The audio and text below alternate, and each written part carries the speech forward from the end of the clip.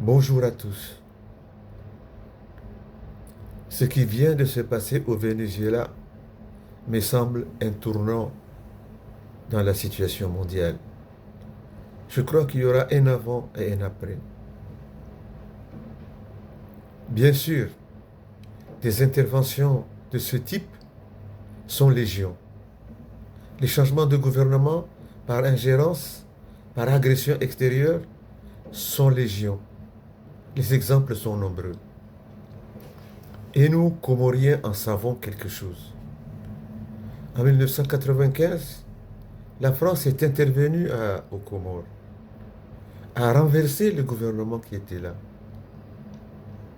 a considéré que le président de l'époque, Said Mohamed Johar, était sénile et elle l'a déporté à La Réunion. C'est un exemple frappant. Mais, bien évidemment, ça avait une dimension, ça n'avait pas la dimension de ce qui s'est passé au Venezuela. Je crois que ce qui s'est passé au Venezuela est gravissime. Comment l'impérialisme américain peut intervenir dans un pays, arrêter le président de ce pays sous des prétextes grossiers, l'amener chez lui et prétendre le juger? Toutes les limites sont franchies. Aucune barrière ne tient. Le monde change d'époque. Et chacun doit le mesurer et en tirer toutes les conséquences. Il est clair que tout l'échafaudage issu de la Deuxième Guerre mondiale, qui pensait mettre en place une gouvernance du monde respectant des principes, est caduque. Il n'y a plus de droit international. Et chacun doit en prendre conscience, en tirer les leçons et s'orienter en partant de cette constatation.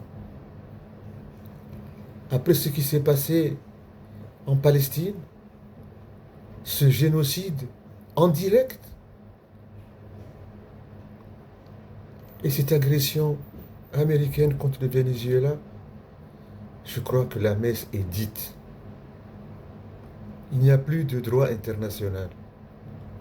Le pseudo-conseil de sécurité, qui prétendument devait se tenir le 5 janvier, ne donnera rien.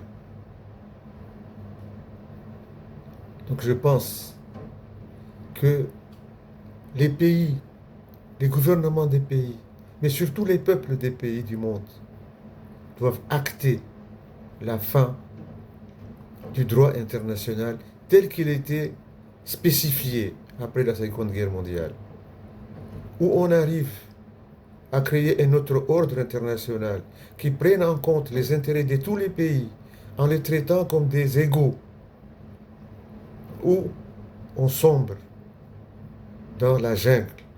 Le monde deviendra une jungle, gouvernée par le principe de la loi du plus fort.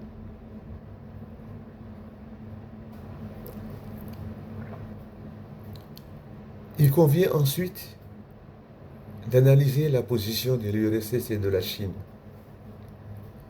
les autres superpuissances susceptibles de s'opposer à Trump et à l'impérialisme occidental américain en tête. Ils se sont contentés de déclarations vaines, des déclarations qui en réalité confortent Trump dans sa tendance à se considérer comme le maître du monde.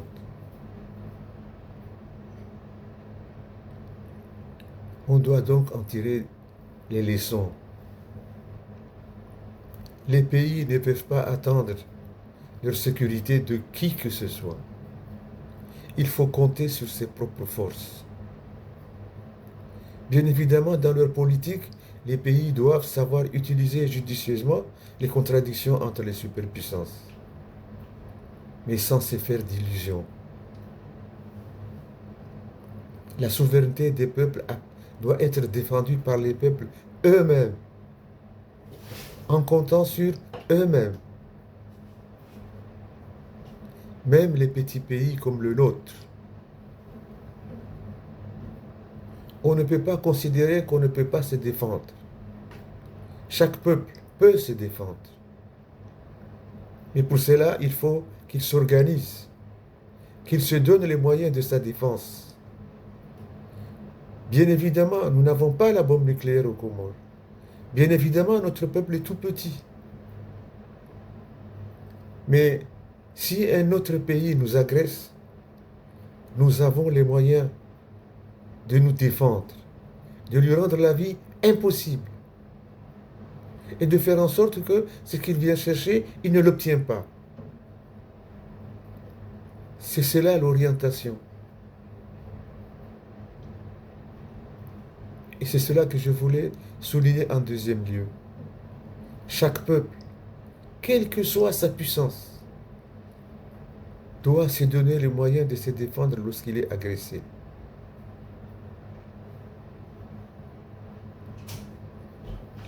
C'est un vœu, mais c'est aussi une orientation possible, pourvu qu'on ose et qu'on s'en donne les moyens.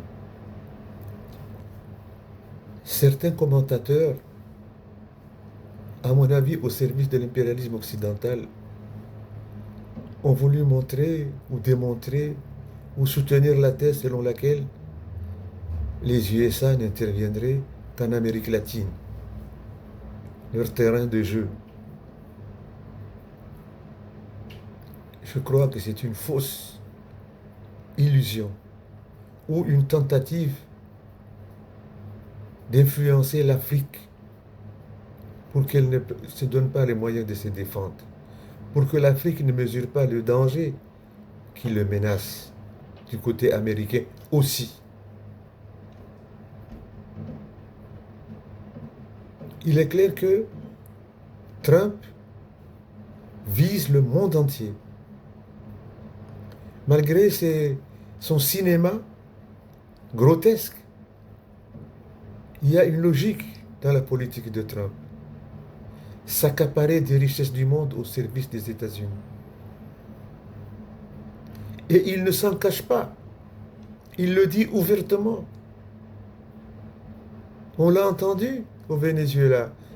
Il s'accapare du pétrole. On l'a entendu même en Europe. Il veut annexer le Groenland. On l'a vu en Afrique. Il a menacé le Nigeria, considérant que c'est un État failli qui est incapable de défendre les chrétiens. Une grossièreté monumentale.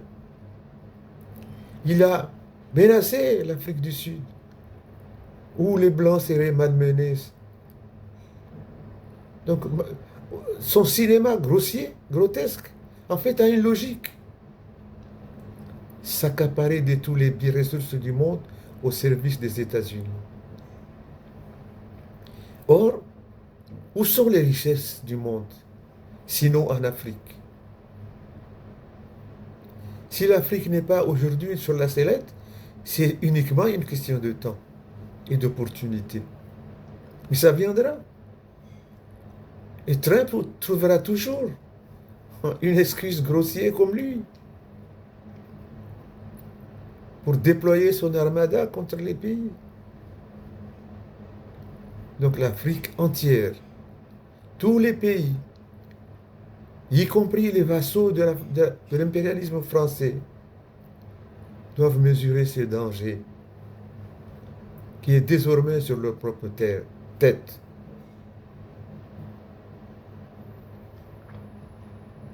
C'est un élément cardinal dans l'orientation de nos pays africains. Il est tout à fait évident que la cible principale de l'impérialisme en Afrique, ce sont les pays de l'AES. Le Burkina, le Mali, le Niger, qui illuminent le ciel de l'Afrique. Ces pays qui sont parvenus, à partir de rien, à reconstruire leur armée et à parvenir à se défendre, à remporter des victoires de plus en plus importantes contre les terroristes, qui aujourd'hui ne ne contrôlent aucune partie de leur territoire. Ils sont aujourd'hui contraints de mener des coups, contrairement à ce qui s'est passé lorsque les armées impérialistes étaient là. Donc ces pays qui parviennent à construire une nouvelle économie, inconnue en Afrique, avec des résultats tangibles, qui montrent la voie de la prospérité aux pays africains. Quel exemple que cette banque qui va financer les infrastructures essentielles de leur pays. Ces pays jaloux de leur souveraineté et qui sont prêts à tout pour défendre leur souveraineté. Ces pays qui parviennent à s'unir et à poser les bases de l'Union africaine rêvée par les pères du panafricanisme. Donc ces pays constituent un nœud gordien pour les pays impérialistes. Et c'est eux qui seront frappés en premier. Donc la question pour nous, Africains et Afro-descendants, est celle-là. Est-ce que parce que nous n'avons pas l'arme nucléaire, nous allons assister passivement à la destruction de nos espoirs? Nous allons accepter encore que la force brutale de l'Occident, de l'impérialisme occidental, vienne nous chosifier, nous réduire en esclavage, nous recoloniser pour des siècles. Est-ce que cela est possible? Est-ce que cela est envisageable? Donc la question est du comment faire?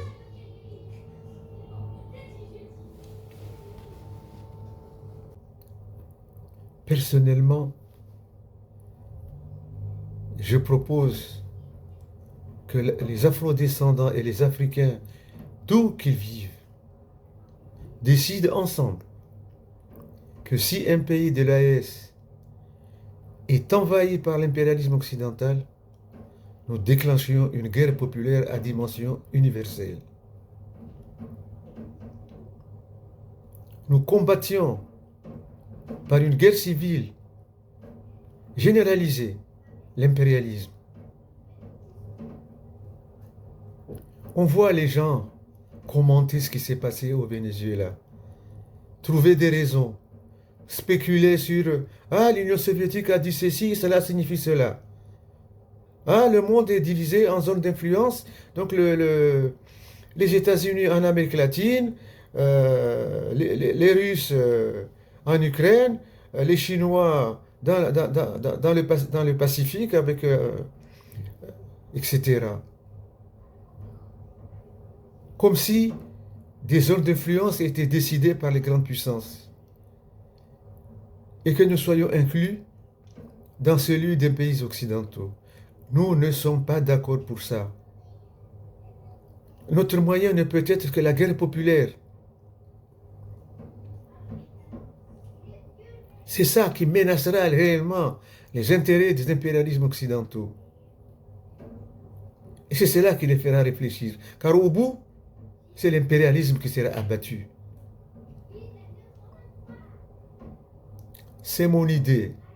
Je sais ce que je risque en le disant et j'assume.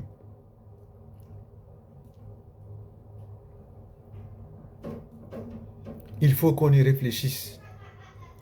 Il faut que les panafricains y réfléchissent sérieusement et qu'on s'en donne les moyens, qu'on s'y prépare réellement.